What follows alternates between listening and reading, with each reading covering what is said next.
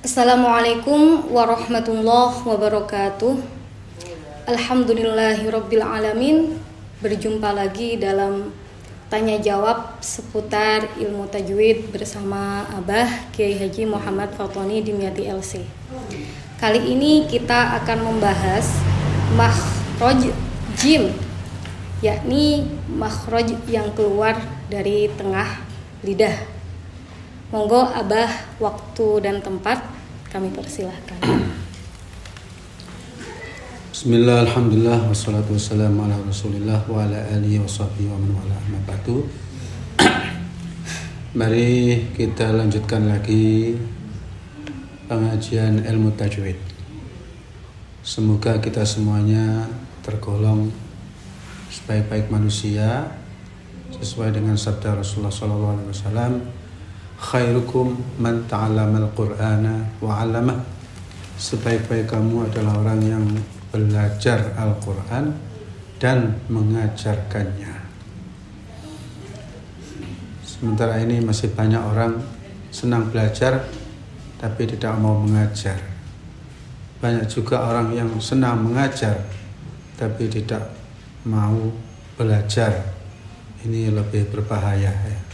Khususnya yang terkait dengan bab makharijul huruf dan sifatul huruf, diakui atau tidak, ini masih banyak pembaca bahkan guru-guru yang lemah dalam hal ini. Kadang-kadang sudah yakin benar, ternyata masih salah ya. Mari kita lanjutkan karena kemarin kita sudah banyak sekali mempelajari makharijul huruf dan sifatul huruf. Kita sekarang sampai pada huruf jim. Huruf jim ini punya nama satu saja, jim ya, tidak ada nama lain ya. Adapun makhrajnya, jim ini keluar atau dikeluarkan dari tengah lidah. Tengah yang dimaksud adalah tengah punggungnya, tengah atasnya, bukan tengah tapi kanan kirinya tidak ya. Punggungnya bekerja dengan langit-langit atasnya. Jadi apa dengan apa? Tengah lidah dengan langit-langit atasnya. Cara kerjanya yaitu tengah lidah diangkat ke atas. Ini dia itu punya rombongan makhraj tengah lidah, yaitu jim, shin, dan ya. Namun terpaut antara tiga huruf ini, yang jim naiknya lebih tinggi daripada shin. Shin lebih rendah daripada jim, tapi lebih tinggi daripada ya. Nah, ini sangat perlu dipahami ya. Karena selama ini orang mengatakan makhrajnya jim di tengah lidah titik, atau di tengah lidah dengan langit-langit titik. Cara mainnya itu belum dijelaskan. Ya, itu makhrajnya. Mungkin saja orang mengucapkan jim memindah makhrajnya ya, nanti akan saya jelaskan ya. Adapun sifatnya, pertama yang berkaitan dengan nafas. Jim ini adalah huruf yang bersifat jahar. Jahar itu lawan daripada hamas. Hamas itu mengalirkan udara atau angin atau nafas. Jim lawannya. Tidak betul orang mengucapkan jim itu jim. Ja, ji, ju. Yang betul ja, ji, ju. Ya, ja, ji, ju. Baca. Ya. Jadi sangat beda antara yang ada angin dengan tidak. Perbedaan ini menyolok ya, tidak samar-samar ya. Antara ja dengan ja ya. Yang kedua syiddah. Syiddah lawan rokhawah. Syiddah itu suaranya tertahan. Lebih mudahnya kita sukun, kita dului huruf hidup aj, setelah aj ya, sehabis qalqalahnya itu suara sudah tidak mengalir ya. tidak bisa dialirkan, walaupun nafas dikeluarkan mendorong tidak keluar suara. Ya. Kemudian sifat ketiga yang berkaitan dengan tebal dan tipis. Sangat mudah sekali kita mengatakan bahwa sifatnya adalah tipis karena seluruh huruf yang bila di fathah bunyinya a, ja, ha, sa dan seterusnya itu pokoknya a itu tipis. Tapi ya langkalah pelanggaran dalam sifat ini. Tidak ada orang mengucapkan wajah ya semuanya wajah ya. Jadi kesalahan sifat istifal sini ya itu tidak banyak atau tidak ada ya. Kemudian sifat berikutnya yaitu pojok lidah. Apakah menempel ke langit-langit ataukah tidak menempel? Ya, aja. Pojok lidah aja.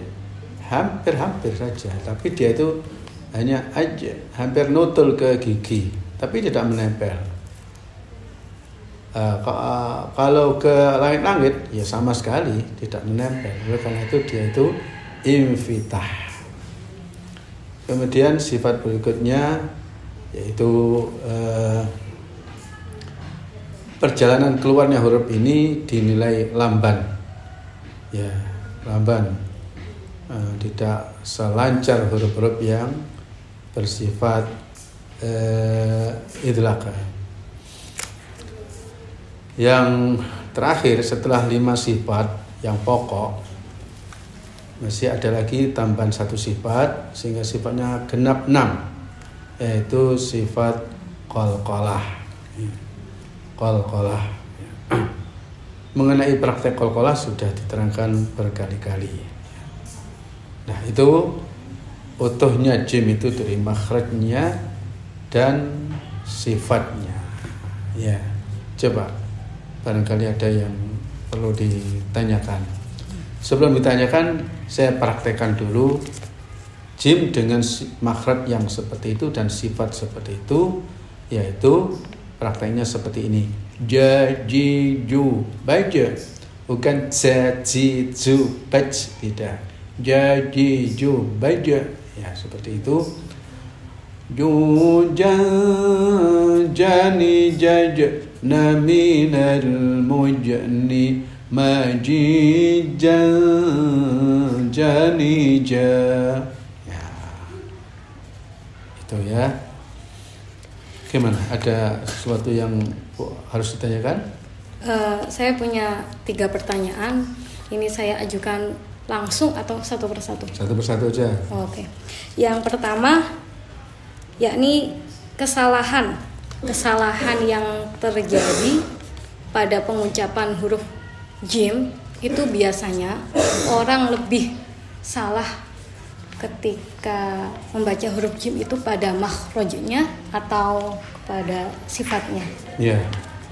Kesimpulannya kesalahan jim itu pada umumnya ja dibaca ja. Nah, kalau ja dibaca ja, ini makhraj ataukah sifat? Bisa kedua-duanya. Coba kalau orang mengucapkan ja, di mana makhrajnya? Makhrajnya pindah ke depan, ke pojok lidah dengan ja, dengan pojok gigi ya. Ja ya. Wajah ya. Berarti salah apanya? Makhrajnya. Tapi kalau kemudian keluar hamas karena salah makhraj, maka timbul kesalahan lain, yaitu mengucapkan jim dengan mengalirkan angin. Jadi kesimpulannya ya salah kedua-duanya, makhrajnya salah, sifatnya salah. Sebenarnya kalau dihitung sungguhan itu ya salah 2. Seandainya orang menilai kesalahan ya 2, makhraj karena memindah dari tengah ke pojok, sifat yaitu karena mengeluarkan angin. Tapi kalau kita mau bijak gitu ya, masa satu ucapan itu 2 kali salah gitu ya, silakan disalahkan 1 pada makhrajnya saja umpamanya ya. Adapun kesalahan selain 2 tadi ya mungkin qalqalahnya yang masih bermasalah, standar pantulannya terlalu keras atau kurang atau apa ya, atau tidak spontan aja ya, padahal tidak ada tasdid. Ya, kalau ada tasdid ya bil hajj. Tempo kalau tasdidnya juga jangan sampai terlalu lama ya, menyesuaikan dengan kecepatan bacaan ya, itu. Pertanyaan kedua, ketika nun mati bertemu dengan huruf jim, kok sepertinya orang-orang ketika membacanya itu ada dua macam. Yang pertama, lidah seperti diangkat naik ke langit-langit. Contohnya anjay, gitu. Dan yang kedua, tetap di bawah, tidak naik ke langit-langit. Anjayna itu ya, yang ya. Benar yang mana? Memang kenyataannya seperti itu ya.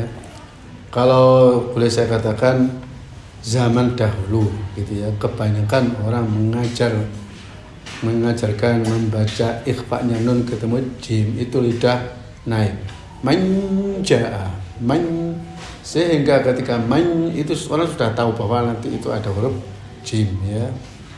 Sekarang tidak ya, manja lidah tetap di bawah. Mana yang betul ya? Yang betul adalah yang kedua, karena ini masuk dalam kaidah ikhfa itu kan bacaan sedang antara idhar dengan idgham.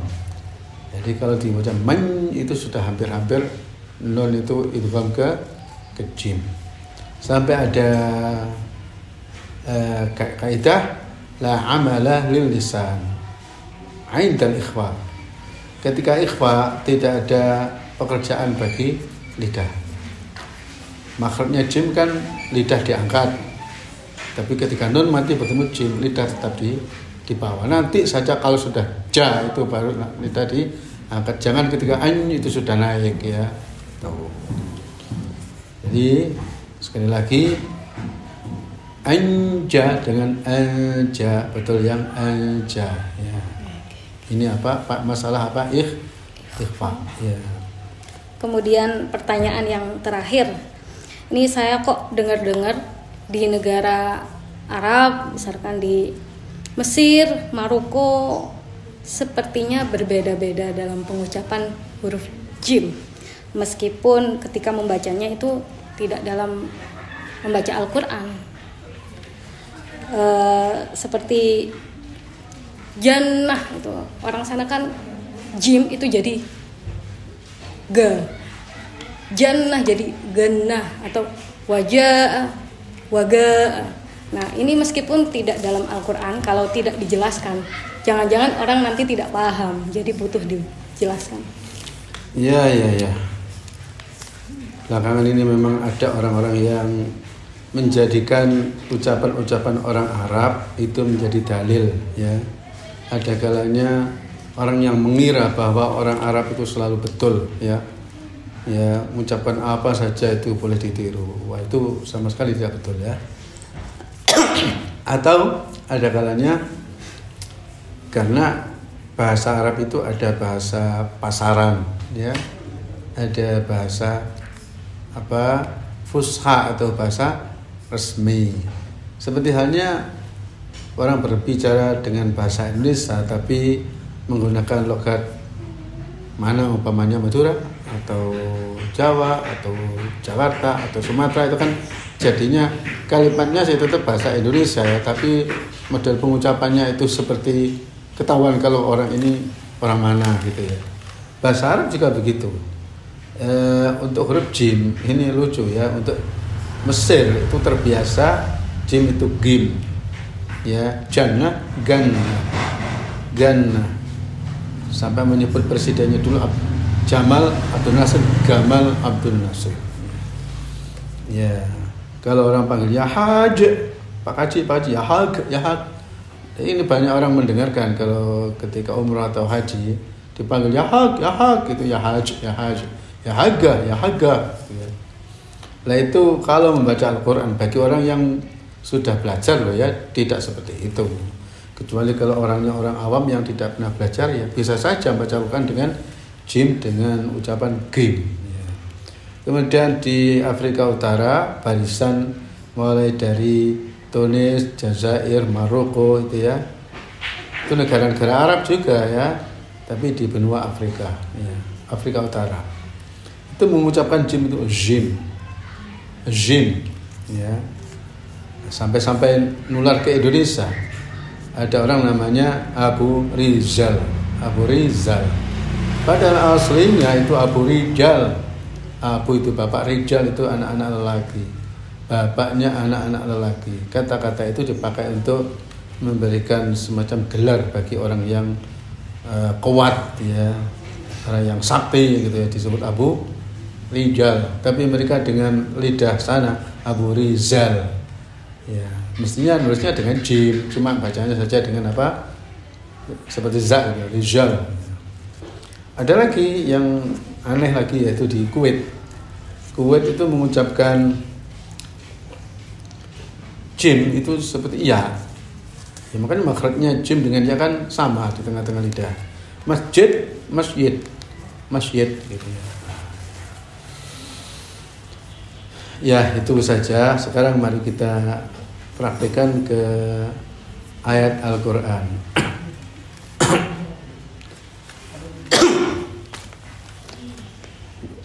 A'udzu billahi minasy syaithanir rajim. Bismillahirrahmanirrahim. Wa hajjahu qaumuhu qala atuhajjunni fillahi wa qad hadan. Ya. Atau ayat hatta idza futihat ya'juj wa ma'juj wa hum min kulli hadabin yansilun. Sekali lagi ja, jangan ja, ya. Sekali lagi ikhfa'nya manja, bukan manjaa. Ya. Sudah, kira-kira ada masalah untuk jim? Insya Allah sudah. Terima kasih penjelasannya, Bah. Semoga bermanfaat. Assalamualaikum warahmatullahi wabarakatuh.